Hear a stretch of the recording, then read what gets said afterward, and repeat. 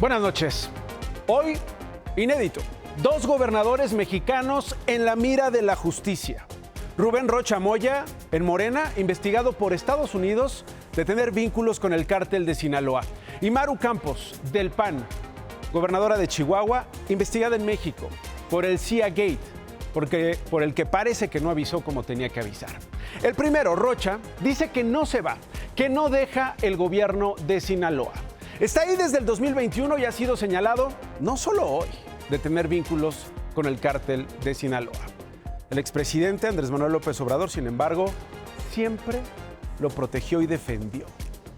Rocha es el primer gobernador en funciones al que el gobierno de Estados Unidos solicita como extraditado, aunque no es el primer gobernador mexicano investigado durante su administración, ¿eh? 2 ejemplos. Mario Villanueva, el Chueco, exgobernador del PRI en Quintana Roo, fue investigado y se peló antes de entregar el gobierno.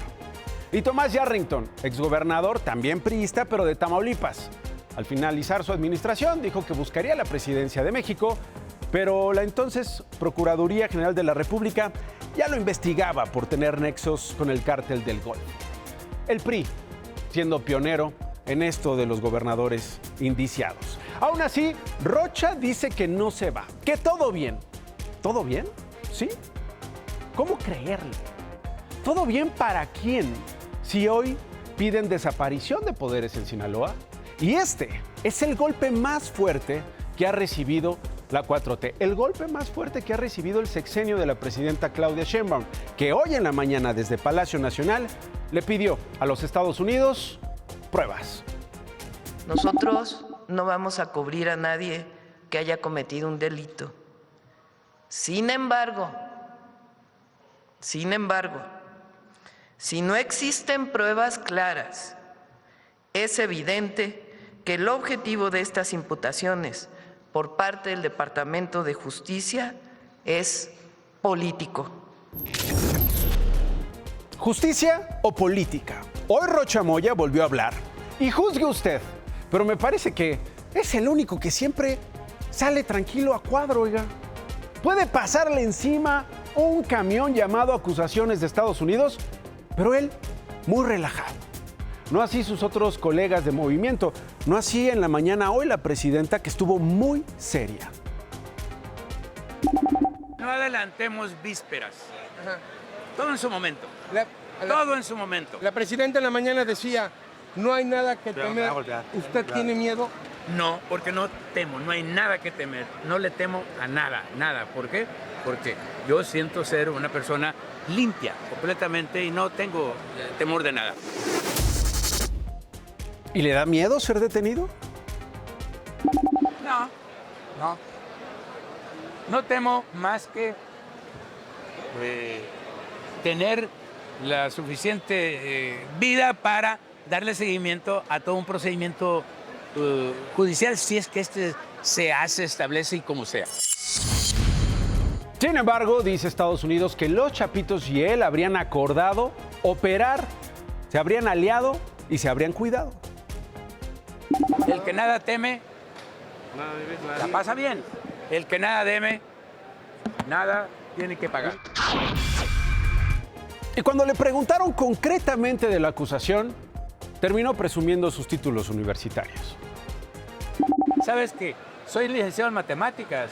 Yo me la viví de dar clases de matemáticas, pero también soy abogado, egresado de la UNAM, a mucha honra. Pero ya lo conozco, ya lo vi, ya lo examiné y efectivamente tengo la conclusión que tiene la Fiscalía General de la República de que no es más que literatura, no existen prueba alguna de nada. El gobernador dijo que no ha hablado directamente con la presidenta, pero hoy nos regaló su análisis sobre cómo la presidenta ha tenido que afrontar esta crisis. La presidenta no hace respaldos personales.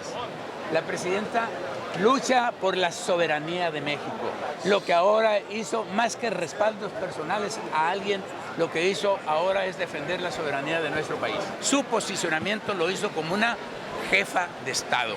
La presidenta es una estadista, es una mujer estadista, es decir, que atiende las cosas del Estado. En este caso, ¿Cuál es la cosa más importante del Estado? Defender la soberanía, más que defender a fulano o a mengano. Injerencia o justicia. Vamos a revisar la acusación. Hubo violencia orquestada entre estos liderazgos de Morena en Sinaloa para favorecerlo a Rubén Rocha Moya y a otros en la campaña de Sinaloa. Hoy comienzan las voces a alzarse sobre estos asuntos. Aprovecho para agradecer mucho que hayan ya regresado a muchos de nuestros compañeros y a los que no han regresado, pedirles con toda humildad de nuevo que lo regresen. Es la voz de Mario Zamora Gastelum, quien fue el candidato de la alianza PRI, PAN y PRD y principal rival de Rubén Rocha Moya, candidato de Morena, el día de las elecciones para gobernador de Sinaloa en junio del 2021. Ya se acabó la elección, ya se obtuvo el resultado que al parecer se estaba buscando. Regrésenlos, por favor, son hombres y mujeres de bien que solo estaban tratando de hacer bien su trabajo y por el bien de sus familias creo que merecen estar ya sanos y salvos en su casa. La acusación en Estados Unidos señala que la megaalianza que el hoy gobernador de Sinaloa, Rubén Rocha, habría hecho con el cártel de los Chapitos para operar a su favor en las elecciones del 2021 incluía amenazas, secuestros e intimidación para sus rivales durante las campañas políticas. Zamora Gastelum dijo que aunque a él no le tocaron, fue testigo de innumerables ataques a otros candidatos, militantes partidistas, representantes de casillas y representantes vecinales. En los últimos 4 o 5 días de la campaña y antes de la elección, sí sufrieron pues unos amenazas, otros los amedrentaron, otros de plano, tengo que decir el verbo que los levantaron, fueron privados de su libertad.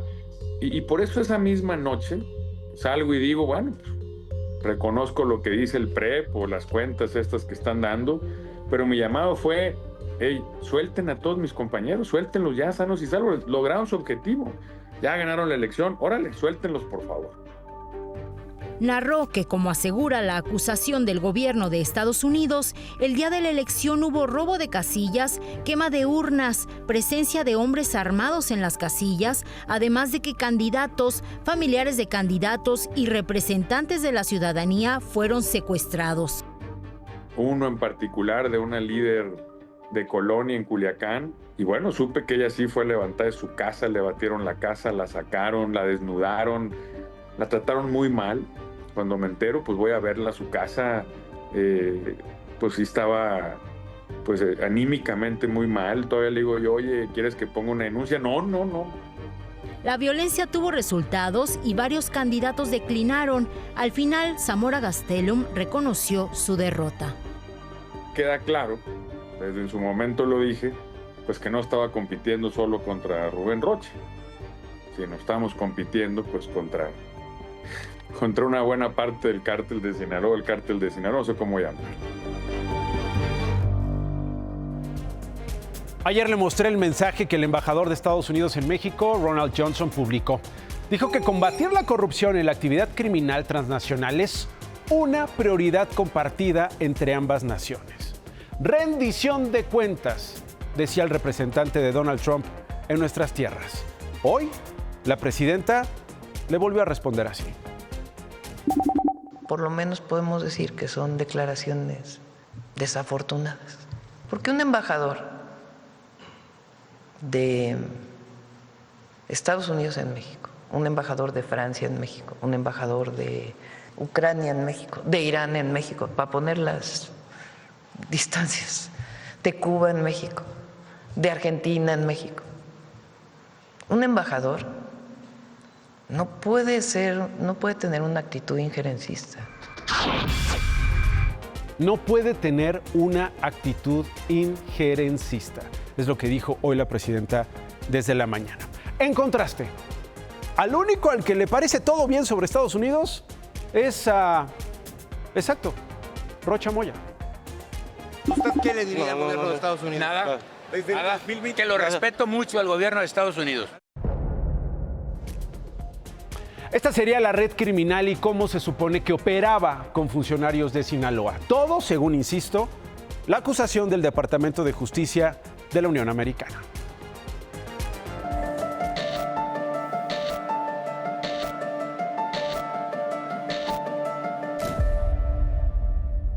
La red de funcionarios de Sinaloa al servicio de los Chapitos incluía, además del gobernador Rubén Rocha Moya, a otros 9 servidores públicos, según la acusación del Departamento de Justicia de los Estados Unidos. En la estructura estaban Juan de Dios Gámez, alcalde de Culiacán, y Enrique Insunza, senador de Morena, de quien hoy el gobernador de Sinaloa dijo esto. Por nosotros y estos funcionarios y exfuncionarios, ¿usted podría dar la cara por ellos? No, por nadie. Cada quien que la dé por sí mismo. De acuerdo con la acusación penal, los enlaces con el cártel eran Insunza, quien fue secretario de Gobierno del Estado, y Enrique Díaz Vega, quien era secretario de Administración y Finanzas. Después de ganar la elección, Insunza se reunió con los hijos del Chapo Guzmán para agradecer su apoyo en el proceso electoral y dieron paso libre a las operaciones del cártel y acordaron poner en posiciones estratégicas del nuevo gobierno aliados. En la Procuración de Justicia, el operador era Dámaso Castro, vicefiscal de Sinaloa. A él, el cártel le entregaba $11,000 mensuales a cambio de prevenirlos de operaciones contra narcolaboratorios o criminales en la mira de la DEA. Previo a la llegada de Rubén Rocha, Marco Antonio Almanza, ex jefe de la Policía de Investigación de la Fiscalía Estatal, ya les reportaba a los Chapitos y le permitían cobrar piso a los narcolaboratorios rivales. Luego su sucesor, Alberto Contreras, alias Cholo, siguió el acuerdo y permitió la libre operación del cártel en el estado. Mientras, el exsecretario de Seguridad de Sinaloa, Gerardo Mérida, recibió más de $100,000 por advertir redadas en laboratorios clandestinos. El esquema también incluía protección. El exsubdirector de la Policía Estatal de Sinaloa, José Antonio Dionisio Hipólito, el Tornado, no detenía miembros de los Chapitos que portaban drogas y armas, y cuando eran arrestados, modificaba los cargos para que salieran libres a cambio de $6,000 mensuales. Su relación con el cártel era cercana y directa. Ovidio e Iván Guzmán le entregaron a él y a sus comandantes un radio para estar en contacto. A nivel municipal, había otra red en la capital del estado. Juan de Dios Gámez, actual alcalde de Culiacán y favorito en las encuestas para suceder a Rocha en la gubernatura, está señalado de recibir $10,000 mensuales. Y eso no fue todo. Juan Valenzuela, alias Juanito, excomandante de la Policía Municipal de Culiacán, empleaba a sus agentes como repartidores de la droga que producía el cártel de Sinaloa a cambio de $41,000 mensuales que repartía entre sus mandos, según la acusación en Estados Unidos. Enrique Insunza no solo enfrenta estas acusaciones. En 2018 fue denunciado por acoso sexual cuando era presidente del Supremo Tribunal de Sinaloa, por la jueza Ana Karina Aragón.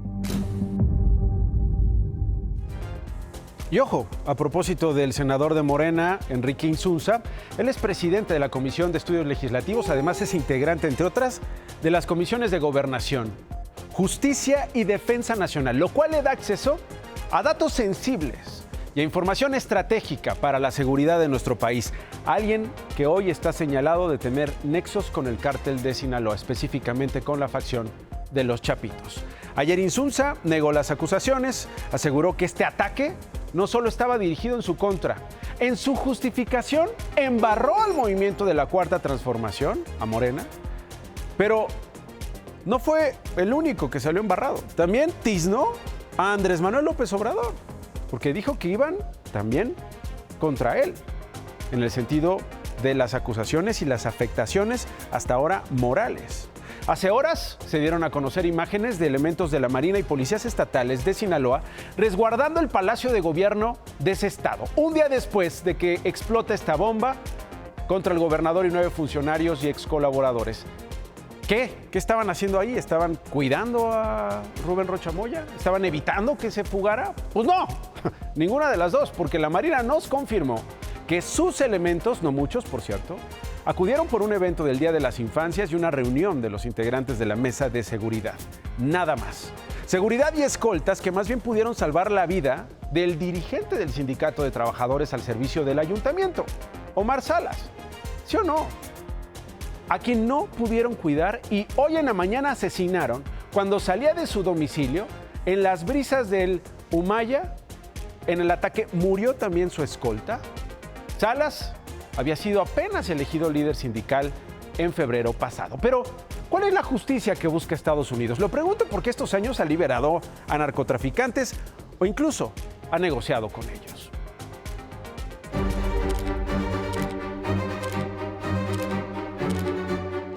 Estados Unidos ha intensificado en los últimos años procesos judiciales contra líderes criminales y figuras públicas de América Latina, extendiendo el alcance de su sistema de justicia más allá de sus fronteras. Jesús Esquivel, periodista que ha cubierto los grandes juicios de Estados Unidos contra narcotraficantes y políticos de varios países, dijo a Imagen Noticias de la Noche que en el caso de Sinaloa, el presidente Donald Trump podría dar giros inesperados. No se debe olvidar el caso de Nicolás Maduro en Venezuela. Aquí debemos tomar en cuenta y no desechar que Trump, siendo candidato, habló de lanzar misiles en México para destruir a los cárteles. Ha dicho que sabe hasta el color de las puertas de las guaridas de los narcos. El papel justiciero de Estados Unidos ha tenido reveses con decisiones polémicas, como la liberación del expresidente de Honduras, Juan Orlando Hernández, de una prisión federal de Estados Unidos en diciembre de 2025, tras recibir el indulto incondicional del presidente Trump. Hernández cumplía una condena de 45 años por narcotráfico y uso de armas impuesta en 2024, acusado de convertir al país en un narcoestado. Otro fue el caso del exsecretario de la Defensa mexicano, Salvador Cienfuegos. Estados Unidos optó por retirar los cargos y devolverlo a México. Ahí que ocurrió una negociación política. La jueza de Nueva York dijo: el Departamento de Justicia me ordenó que se le repatriara a México por una negociación política. Estados Unidos ha decidido hacerle fama a figuras como Joaquín El Chapo Guzmán o procesar a otros como el exsecretario de Seguridad Genaro García Luna, a quien la DEA llamaba su amigo. Dijo que las acusaciones contra Rocha Moya y su gente probablemente vengan de testimonios y declaraciones de sus recientes adquisiciones, Ismael Zambada, El Mayo y los hijos de Joaquín Guzmán El Chapo.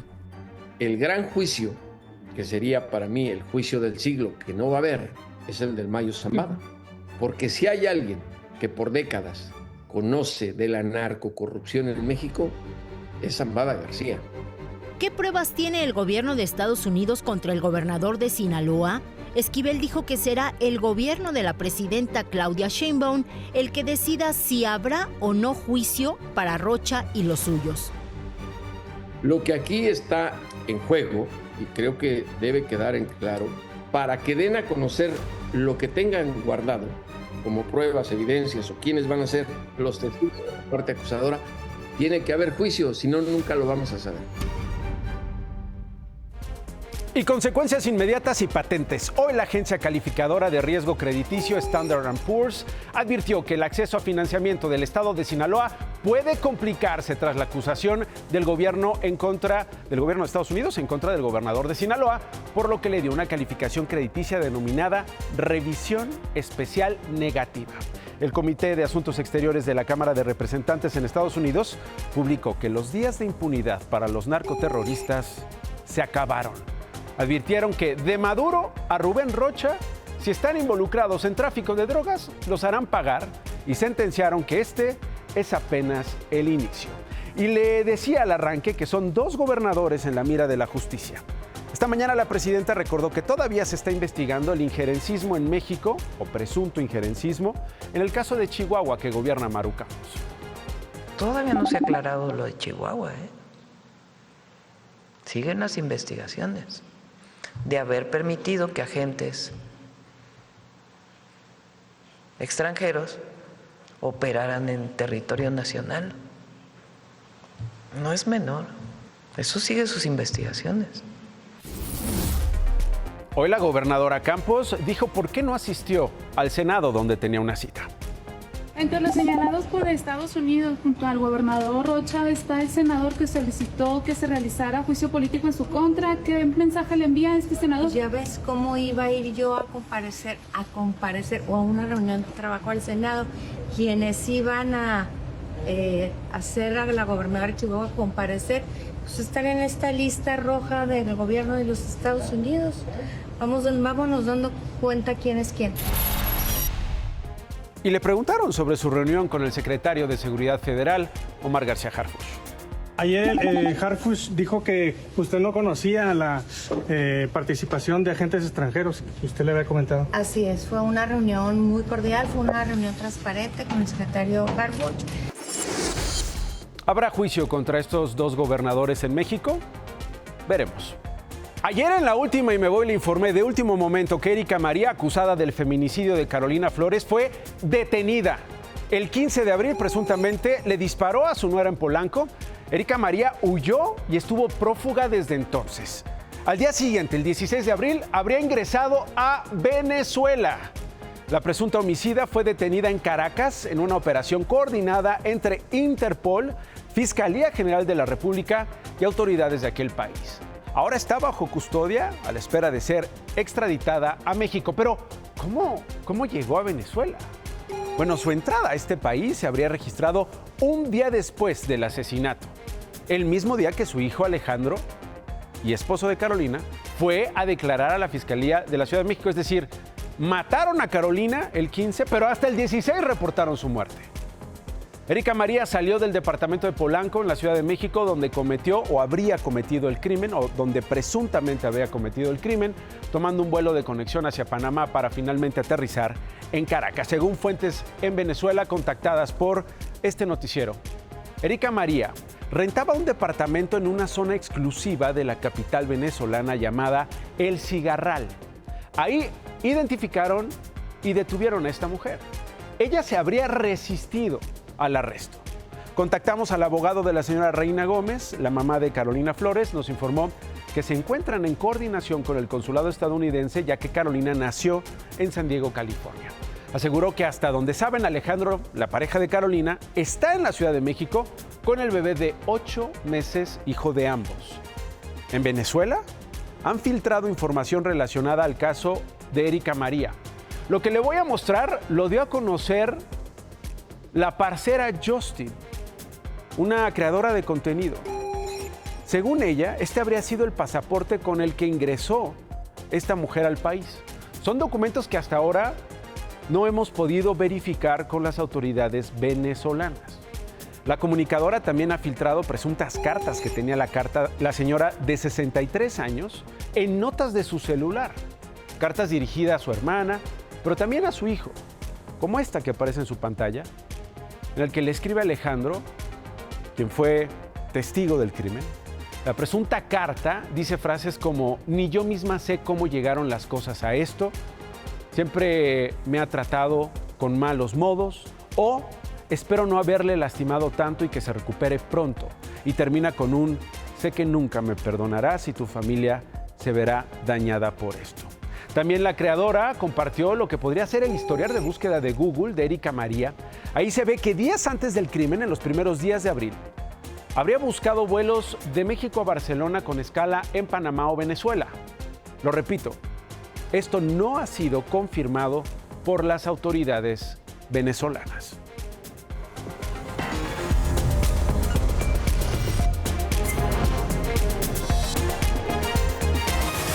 Audias Flores Silva, el jardinero, presunto sucesor del Mencho, detenido el lunes, ingresó hoy en la madrugada al penal de máxima seguridad del Altiplano.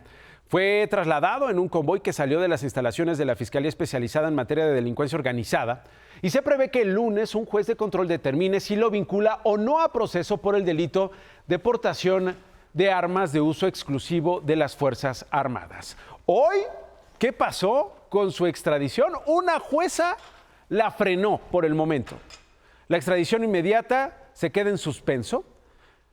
El gobierno de Estados Unidos ofrecía una recompensa de $5 millones, ya que lo acusa de delincuencia organizada y narcotráfico.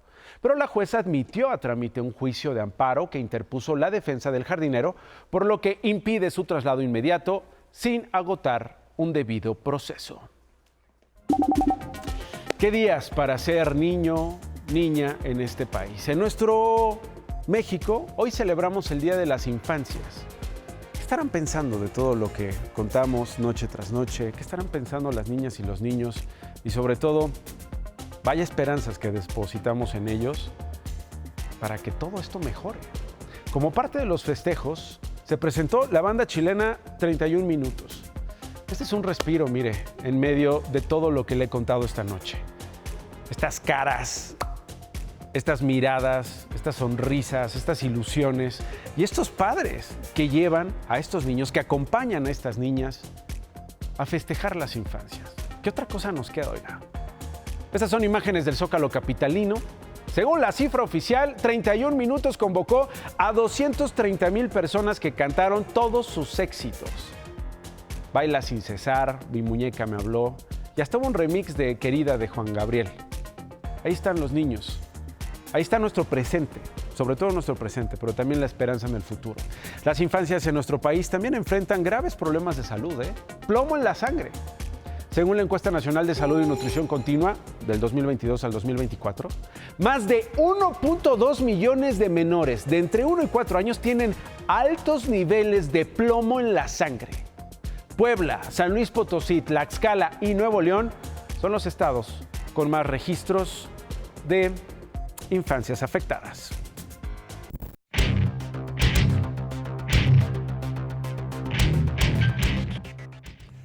Una de las principales preocupaciones que debe tener la presidenta Claudia Sheinbaum es cómo hacerle para que la economía crezca. Hoy el INEGI dio a conocer que durante el primer trimestre de este año, en comparación con el último del año pasado, la economía había caído 0.8%. Esto nos lleva a que en un periodo de 12 meses, la economía solo ha crecido 0.2%. Es decir, la economía está muy por debajo de su potencial. La mayoría de los economistas dicen que es del 2%. Habría que recordar que la estimación de la Secretaría de Hacienda, de Edgar Amador, es un crecimiento superior al 2%. Hoy el consenso de los analistas anda en el 1.3%. La pregunta que debemos hacernos es, ¿qué más tiene que hacer el gobierno para recuperar el crecimiento de la economía? Y esa se las dejo de tarea. Échame la cámara, échame la cámara. Hoy hay dos noticias relevantes que tienen que ver con la Secretaría de Economía. Uno, logró que sacaran a México de la lista de los chicos malos en propiedad intelectual. Ya nos respetan otra vez. Y segundo, que Jimena Escobedo es la nueva subsecretaria de Economía en sustitución de Vidal Llerenas, que se va al Instituto Mexicano de la Propiedad Industrial, porque ya ves, Nacho, Santiago Nieto quiere ser gobernador de Querétaro. Así es, David. Reacomodos en la Secretaría de Economía con miras a la revisión del TEMEC. La Secretaría de Economía anunció cambios en su equipo. Vidal Llerenas dejará su cargo como subsecretario de Industria y Comercio para dirigir el Instituto Mexicano de la Propiedad Industrial, en sustitución de Santiago Nieto, quien buscará la gubernatura de Guerrero. Jimena Escobedo asumirá el puesto que deja Llerenas. Marco Antonio Franco Palomera, regidor de Movimiento Ciudadano en el Ayuntamiento de Talpa de Allende, Jalisco, fue asesinado a balazos. El presidente de la FIFA, Gianni Infantino, confirmó que Irán disputará sus partidos del Mundial en Estados Unidos, como está previsto en el calendario. La última y me voy. Primero, ayer una fuga de aguas negras, vean nada más, en la Terminal 1 del Aeropuerto Internacional de la Ciudad de México. Es el aeropuerto a donde llegarán los turistas que en 42 días vendrán al Mundial. El aeropuerto que millones de mexicanos usan durante el año. Bueno, hoy se informó que el personal del aeropuerto ya reparó los daños y se restableció el paso por la zona afectada.